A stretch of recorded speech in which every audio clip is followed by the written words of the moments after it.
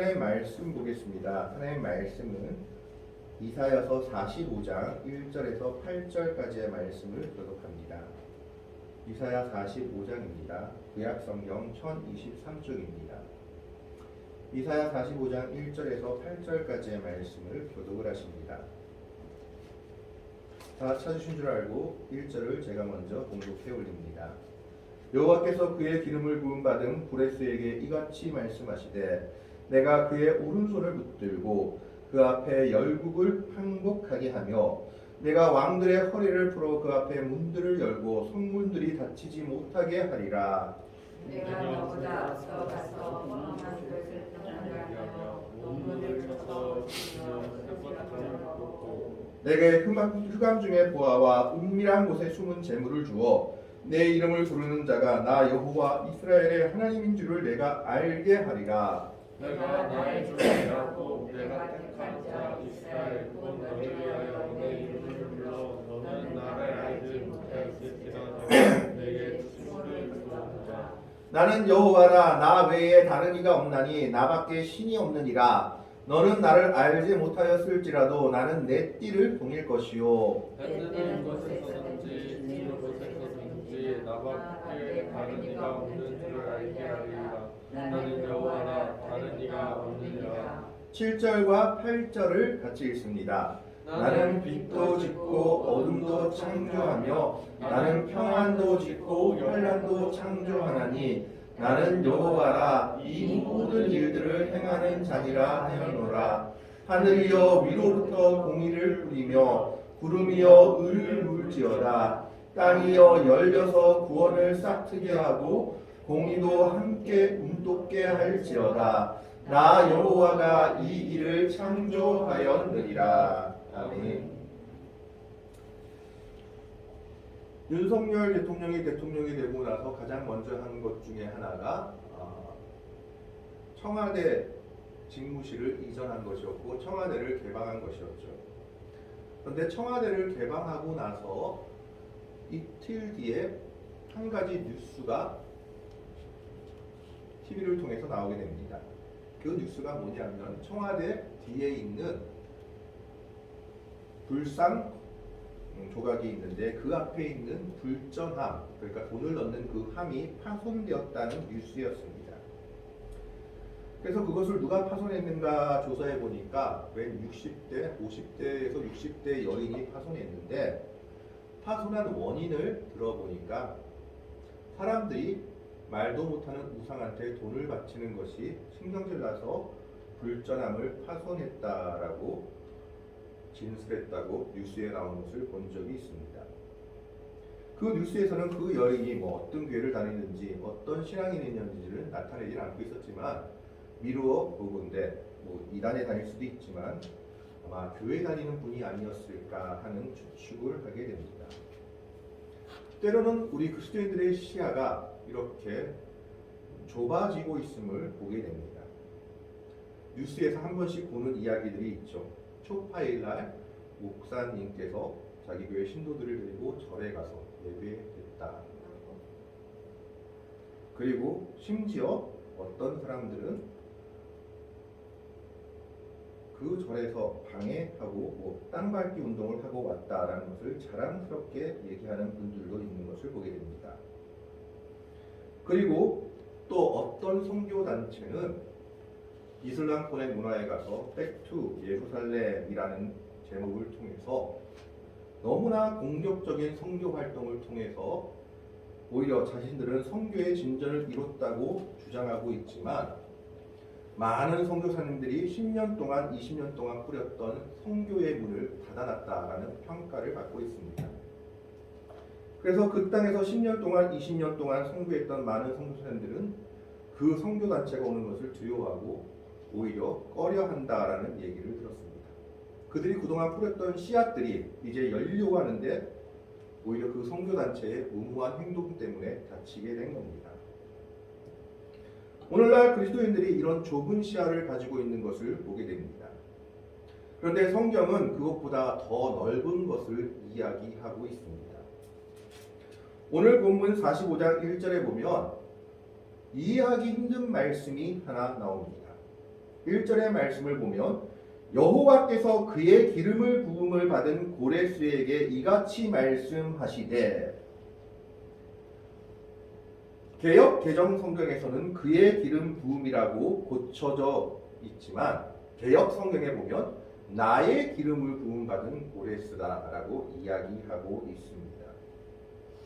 기름 부음을 받았다라는 것은 누구에 대해서 쓰이는 칭호냐 하면 메시아에 대해서 쓰이는 칭호입니다. 메시아라고 마사의 메시아라고 했을 때 그 메시아는 기름 부음을 받은 자란 뜻입니다. 그리고 성경에서 기름 부음을 받은 직책은 딱 세 직책이 나옵니다.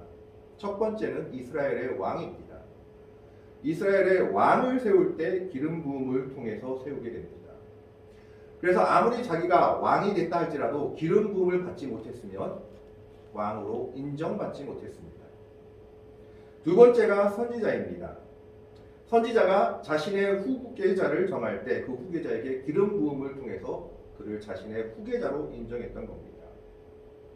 세 번째가 두 번째, 세 번째는 바뀔 수도 있겠습니다만 제사장입니다. 제사장들은 기름 부음을 통해서 그들이 제사장으로 위임받게 됩니다. 기름 부음이 없이는 제사장이 될 수가 없었던 겁니다. 그래서 이 세 가지 역할을 다 감당할 수 있어서 이스라엘을 구원할 사람을 메시아라고 생각하며 그 메시아를 이스라엘 백성들이 기다리고 있었던 겁니다. 그런데 오늘 이사야 45장은 고레스에게 이 칭호를 붙이고 있는 겁니다. 여호와께서 기름 부음을 받은 고레스라고 말했을 때 이 고레스는 바사 왕, 페르시아 왕입니다. 이 사람은 뒤에 보면 이방 왕이었습니다. 그는 하나님에 대해서 알기도 했지만 하나님을 온전히 믿는 사람은 아니었습니다. 그럼에도 불구하고 하나님은 고레스를 기름 부음 받은 종이다라고 얘기하고 있습니다. 하나님의 놀라운 섭리와 넓은 섭리로서 그는 하나님의 기름 부음을 받은 종이 되었던 겁니다. 왜냐하면 고레스가 한 일이 무엇이냐? 이스라엘 백성들을 70년 바벨론 포로 생활에서 해방시키고 자기 땅으로 돌아가게 하고 성전을 짓게 하고 예루살렘 성벽을 짓게 하는 기초를 놓게 한 왕이었기 때문입니다. 거기에 대해서 바로 앞에 이사야 44장 28절에 이렇게 얘기하고 있습니다. 44장 28절을 한번 볼 수 있으면 보시기 바랍니다. 44장 28절에 하나님께서 고레스에 대해 뭐라고 말하고 있느냐? 고레스에 대하여는 이르기를 내 목자라 그가 나의 모든 기쁨을 성취하리라 하며 예루살렘에 대하여는 이르기를 중건되리라 하며 성전에 대하여는 내 기초가 놓여지리라 하는 자니라. 이방 왕이었음에도 불구하고 하나님께서 고레스를 내 목자다라고 얘기하고 있고 그가 어떤 사람이냐? 예루살렘 성전을 중건할 사람이요 성전의 기초를 놓을 사람이다라고 얘기하고 있습니다. 이 당시 보수적인 유대교 입장이나 지금도 우리가 보수적인 신학을 가진 입장에 보면 놀라운 일입니다. 이방 왕을 기름 부음을 받은 사람이다. 메시아라고 언급하고 있고 심지어 하나님은 이를 나의 목자다라고 얘기하고 있습니다. 이 고레스 왕은 역사적으로 고레스 2세를 가리킵니다. 1세는 그의 할아버지였고 그의 아버지 캄비세스 1세였지만 이 고레스 왕은 어디 지역의 왕이었냐? 쉽게 말하면 엘람 지역의 왕이었습니다. 엘람은 지금의 이란의 지역입니다. 그 이란 지역의 왕이 메데라는 나라하고 연합을 하면서 모든 나라들을 정복하고 마지막에 바벨론까지 정복해버립니다. 이 역사적 사실들을 나중에 한번 챙겨보시길 바랍니다. 그리고 바벨론을 정복하고 나서 한 일이 무엇이었느냐? 이 고레스 2세, 이 고레스 오늘 성경에 나오는 고레스 왕은 민족들에 대해서 융화 정책을 펼쳤습니다. 그러니까 자기가 정복한 백성들을 억압한 것이 아니라 그들에게 자율권을 주었던 겁니다. 자치권을 주고 대신 자신의 통치를 받아들이게 했던 것입니다. 그리고 특별히 이스라엘 백성에 대해서는 포로로 잡혀왔던 자들이 자신의 땅으로 돌아갈 수 있도록 배려해 주었을 뿐만 아니라 에스라서나 여러 가지 역대하 36장 22절 23절 에스라 1장 6절을 보면 심지어 그들이 성전을 지을 수 있도록 성전에서 바벨론이 훔쳐왔던 모든 기명을 다시 되돌려 주었고 뿐만 아니라 부족한 자원을 지원해 주었던 왕으로 기록하고 있습니다. 하나님은 이방 왕인 고레스를 사용하여 하나님의 약속과 예언들을 이루고 있도록 하시고 있는 겁니다. 여기서 많은 역사학자들이나 또 성경학자들이 아니 고레스가 자기가 정복한 나라들에게 관대한 관yon 정책을 베풀었다는 것은 알겠는데 왜 특별히 이스라엘 백성들에 대해서는 이렇게 더 깊은 관심을 베풀었을까 하는 생각을 합니다. 그는 이스라엘 백성들을 보내면서 하늘의 하나님이 내가 왕이 되게 하셨고 그리고 나로 하여금 너희를 돌아가게 해서 성전을 짓게 하셨다라고 말하고 있습니다. 이것에 대해서 유대인 역사가 요세푸스는 이렇게 얘기합니다.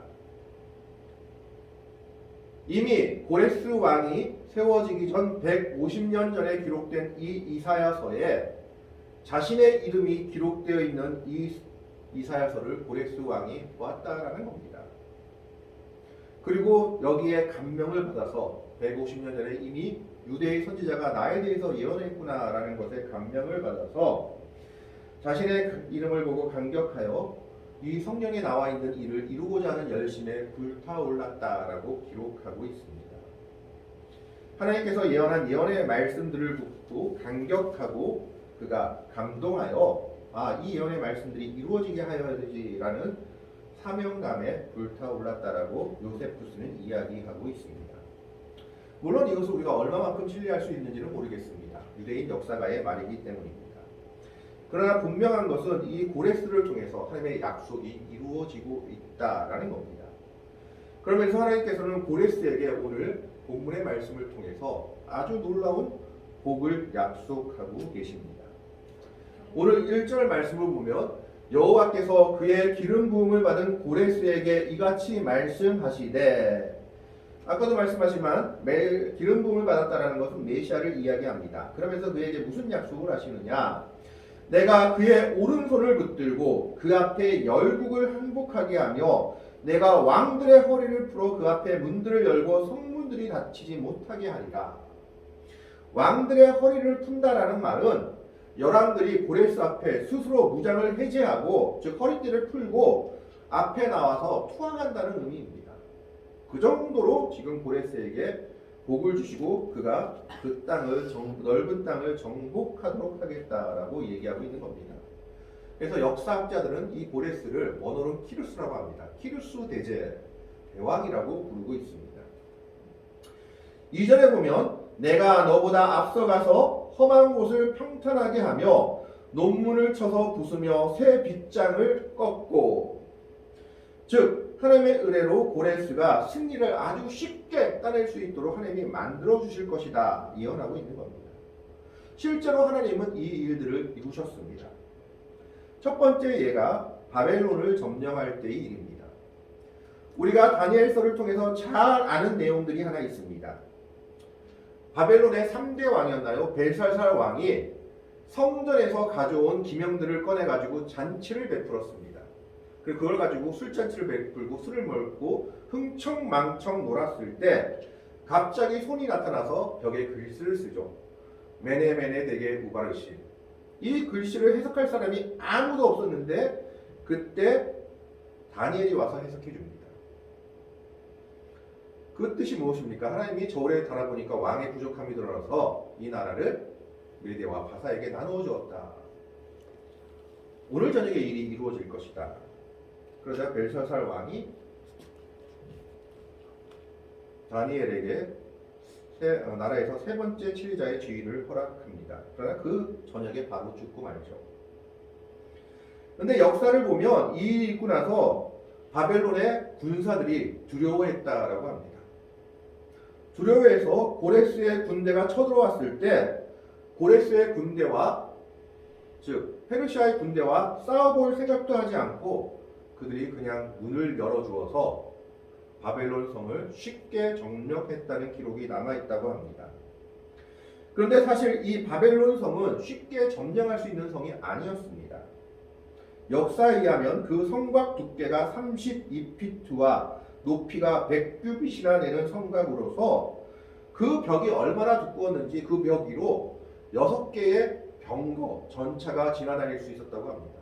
우리나라 말로 하면 성벽 위로 자동차 6대 정도가 지나다닐 수 있는 그런 크고 튼튼한 성벽이었음에도 불구하고 하나님의 놀라운 역사 앞에서 바벨론 병사들이 겁을 집어먹고 그냥 문을 열어주어 버텼던 것입니다. 그래서 이 바벨론을 고레스가 손쉽게 점령했다라고 기록하고 있습니다. 두 번째는 아르메니아 군대와 전쟁했을 때 이 페르시아의 고레스 왕이 기마 부대를 앞세운 것이 아니라 이 당시 이란 이라크에 있었던 낙타 부대를 최전선에 놔두었다고 합니다. 그런데 이 아르메니아 군대의 말들이 낙타 냄새에 익숙하지 못해서 낙타 냄새를 맡자마자 혼란에 빠져서 스스로 혼란스러워하다가 자멸해서 쉽게 승리했다는 기록이 있다고 합니다. 역사가 헤로도투스와 크세노폰에 의하면 고레스는 여러 나라를 점령할 때마다 굉장히 큰 행운이 따라서 쉽게 그 나라를 점령했다는 기록을 남기고 있습니다. 오늘 하나님께서 예언하신 말씀처럼 고레스는 하나님의 도움으로 여러 나라들을 점령하고 쉽게 정복하고 있는 겁니다. 뿐만 아니라 3절에 보면 하나님은 고레스에게 재물도 주겠다라고 얘기합니다. 3절에 보면 내게 흑암 중에 보화와 은밀한 곳에 숨은 재물을 주어 내 이름을 부르는 자가 나 여호와 이스라엘의 하나님인 줄을 내가 알게 하리라 라고 말하고 있습니다. 여기까지만 보면 하나님께서 약속하신 이 복이 하나님을 아주 잘 믿는 사람에게 주는 복과 같이 느껴집니다. 아브라함이나 야곱이나 이삭에게 주는 복의 내용과 거의 비슷한 내용이다라는 겁니다. 여러 나라들을 정복하고 재물도 많게 주겠다라고 얘기하고 있습니다. 하지만 역사학자들이나 성경학자들은 고레스가 하나님을 온전히 믿지는 않은 것으로 봅니다. 하나님을 알기는 했어도 유대 민족이나 우리처럼 하나님을 온전히 믿고 하나님만이 나의 왕이다라고 고백하는 사람은 아니었던 겁니다. 왜냐하면 그는 바벨론을 점령하고 나서 바벨론 신인 마르둑을 계속해서 섬겼고 그걸 허용했고 여러 우상들을 섬긴 왕으로 기록되어 있기 때문입니다. 그럼에도 불구하고 하나님은 이런 복을 고레스에게 주겠다라고 이사야서를 통해서 말씀하고 있습니다. 그 이유가 무엇일까요? 4절에 그 이유가 나와 있습니다. 4절의 말씀을 한번 같이 보겠습니다. 4절 같이 한번 읽겠습니다. 4절입니다. 같이 읽습니다. 내가 나의 종 나의 야곱 시작 내가 나의 종 야곱 내가 택한 자 이스라엘을 위하여 내 이름을 불러 너는 나를 알지 못하였을지라도 내게 칭호를 주었노라. 고레스에게 이렇게 복을 주신 이유는 한 가지입니다. 이스라엘을 위하여 이 복을 너에게 주겠다라고 말씀하고 있는 겁니다. 너는 나를 알지 못하였을지라도 이 말을 봤을 때 고레스는 하나님을 아는 사람은 아니었습니다. 그럼에도 불구하고 하나님은 고레스를 나의 기름받은 목자요 나의 기름받은 종으로 얘기하면서 여러 나라들을 승리하고 여러 재물을 주는데 이것은 누구를 위하여 그렇게 하느냐? 나의 종 이스라엘을 위해서 그렇게 할 것이다. 그래서 고레스를 통해서 이스라엘이 해방되게 되고 고레스를 통해서 이스라엘이 성전을 짓게 되고 고레스를 통해서 이스라엘이 예루살렘 성벽을 다시 재건하는 기초를 놓게 되는 결과를 가져오는 겁니다. 우리는 하나님의 섭리를 알 수 없습니다. 하나님께서는 하나님의 백성들만 가지고 일하는 것이 아니라 온 세상 만물을 다스리시면서 하나님의 섭리를 가지고 일하시는 분이십니다.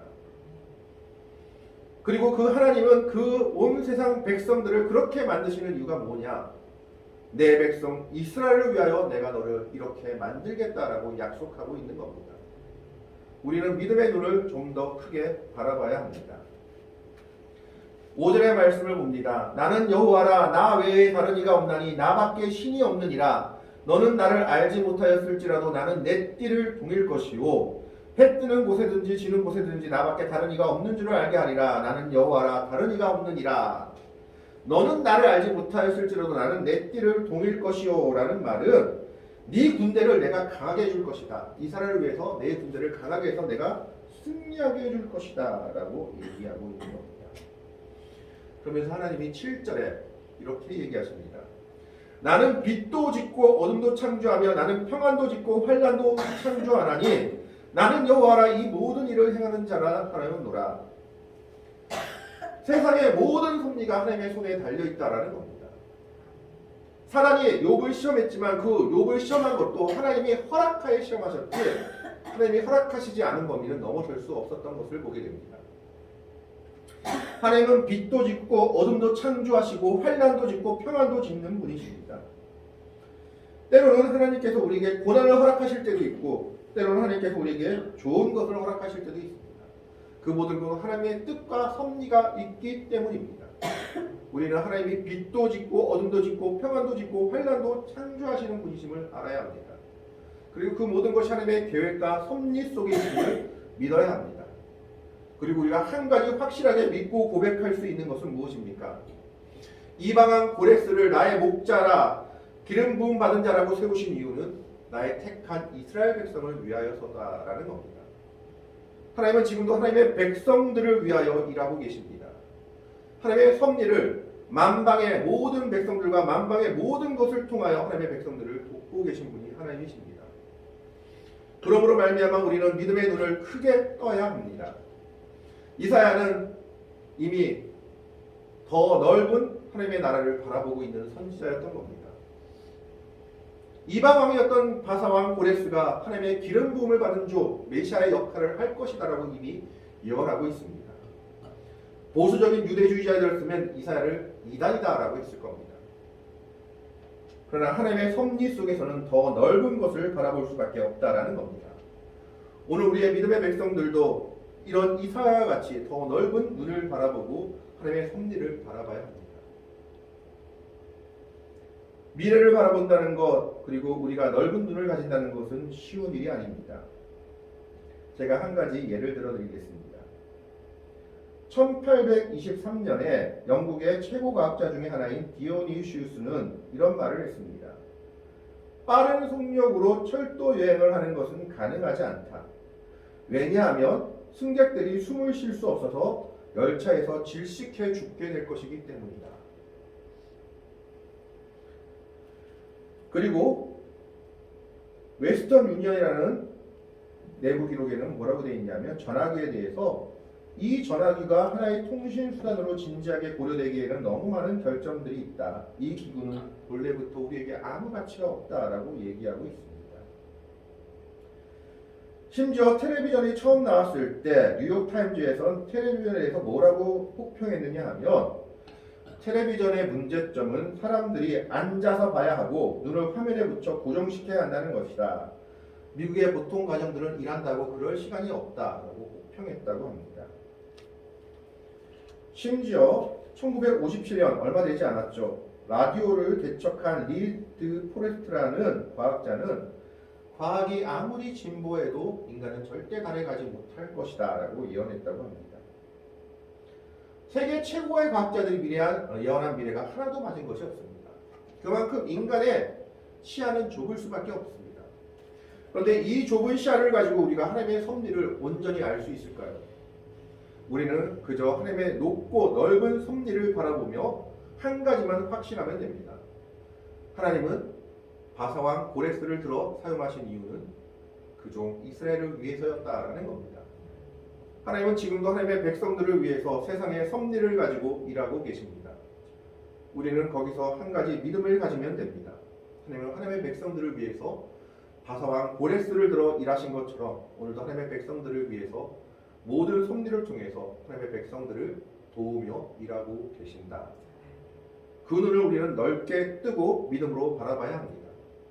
좁은 시야로 바라볼 것이 아니라 오늘 이사야처럼 하나님의 넓은 섭리를 세상을 향해 바라보며 온전한 믿음을 가지고 하나님의 세상의 섭리를 통해서 하나님의 이스라엘 백성들에게 약속하신 약속을 이루시며 구원을 이루시며 하나님의 뜻을 이루어 가신다는 것을 믿음으로 고백할 수 있는 복된 성도들이 되시기를 바랍니다.